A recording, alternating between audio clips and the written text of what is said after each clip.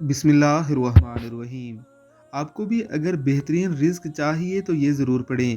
حضرت ابو ہریرہ رضی اللہ تعالی عنہ سے مروی ہے کہ حضرت صلی اللہ علیہ وآلہ وسلم نے فرمایا، جو شخص صبح میں یہ دعا پڑھ لے تو اس دن بہترین رزق سے نوازا جائے گا اور برائیوں سے محفوظ رہے گا، اور جو شام کو پڑھ لے تو اس رات بہترین رزق سے نوازا جائے گا اور برائیوں سے محفوظ رہے گا۔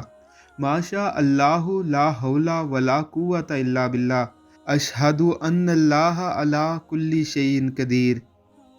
دعائے مبارکہ کو ایک بار پھر سے سن لیجئے۔